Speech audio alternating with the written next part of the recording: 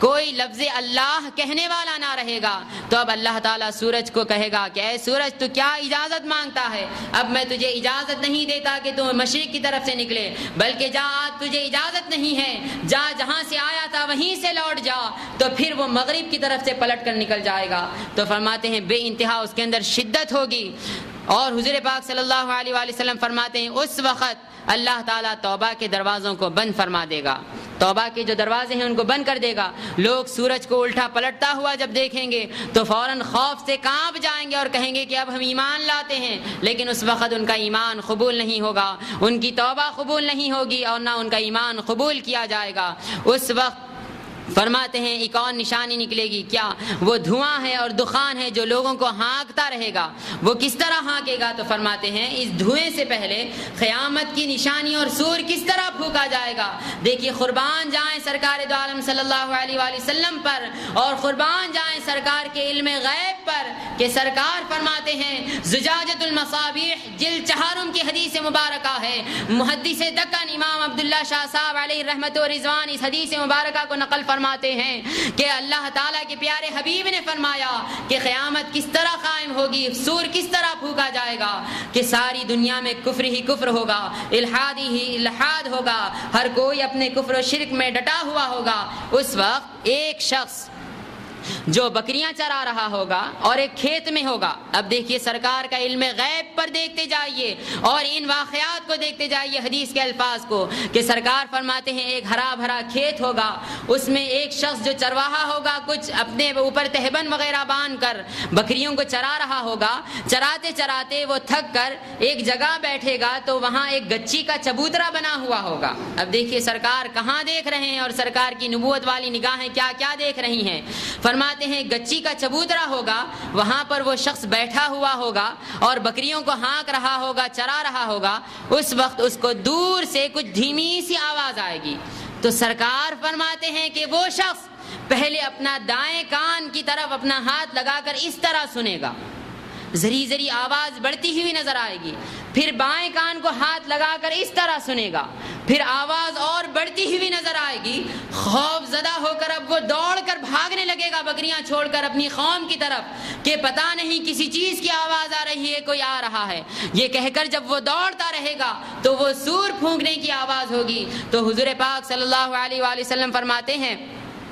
کہ وہ اتنی بری اور اتنی خوفناک آواز ہوگی کہ جس سے اگر کوئی شخص کھانا کھاتے وقت اپنا نوالا اٹھا رہا ہوگا تو وہ اپنا نوالا منہ میں نہیں ڈال سکے گا، لیکن قیامت قائم ہو جائے گی۔ اگر کوئی کپڑے بیچنے کے لیے تھان سامنے ڈالے ہیں تو اس کو لپٹ نہ سکیں گے کہ قیامت قائم ہو جائے گی۔ اگر کوئی ماں اپنے بچے کو دودھ پلا رہی ہوگی تو دودھ نہیں پلا سکے گی۔ اس کو حضور پاک صلی اللہ علیہ وآلہ وسلم نے جو ماں کے دودھ کی جو مثال دی ہے وہ بہت ہی جلدی قائم ہونے کے لیے مثال دی ہے، ورنہ سرکار دو عالم صلی اللہ علیہ وآلہ وسلم فرماتے ہیں کہ قیامت سے 40 سال پہلے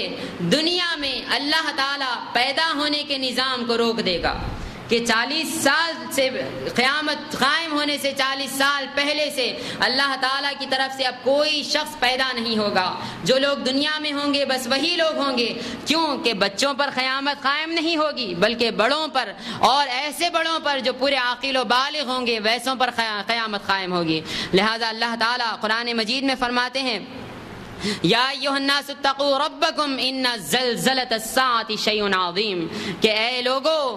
لوگو ڈرو اللہ تعالیٰ سے، کیونکہ ایک ایسا زلزلہ اور ایک ایسی قیامت قائم ہونے والی ہے کہ جس کا زلزلہ بہت ہی خوفناک ہوگا، کہ وہ ایسی آواز ہوگی کہ جس سے ستارے ٹوٹ ٹوٹ کر گرنے لگیں گے، چاند سورج سب کچھ فنا ہو جائیں گے۔ اللہ تعالیٰ کی جتنی مخلوق ہے اللہ تعالیٰ کے حکم سے ساری کی ساری مخلوق کو اللہ تعالیٰ فنا کر دے گا، حتیٰ کہ فرماتے ہیں ایک عرصے کے لیے جنت کو بھی اللہ تعالیٰ فنا کر دے گا، جہنم کو بھی اللہ تعالیٰ فنا کر دے گا۔ اس وقت اللہ تعالیٰ فرماتا ہے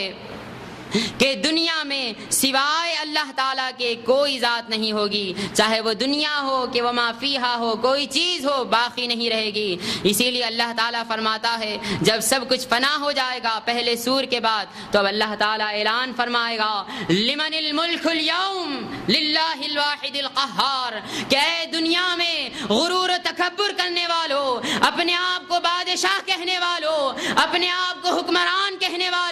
اپنا سکہ دنیا میں بٹھانے والوں، غرور و تکبر سے زمین پر اکڑ کر چلنے والوں، میرے احکامات کو فراموش کرنے والوں، میرے نبی کو جھٹلانے والوں، میری کتابوں کو جھٹلانے والوں، میرے رسولوں کو اذیت پہنچانے والوں، میرے احکامات کو پسے پشت ڈال دینے والوں، میری ساری نشانیوں کو دیکھ کر بھی اندھے بننے والوں، آج ذرا کہو تو صحیح کس کی بادشاہت ہے، کس کی حکمرانی ہے، آج کس کی سلطنت ہے؟ دیکھو پھر اللہ تعالیٰ خود جب کہے گا کہ دیکھے گا کوئی وہاں پر ندا دینے والا نہیں رہے گا، کوئی اپنی بادشاہت کا اعلان کرنے والا نہیں رہے گا، تو اس وقت اللہ تعالیٰ فرمائے گا للہ الواحد القہار، کہ کسی اور کی نہیں، آج جو مولا قہار ہے، جبار ہے، اسی کی حکومت ہے، اس کے سوا کوئی بادشاہ نہیں۔ کہاں گئے تمہارے بت جس کو تم خدا کہتے تھے؟ آج کسی کی بادشاہت نہیں۔ کہاں گئے تمہارے سارے مشرکین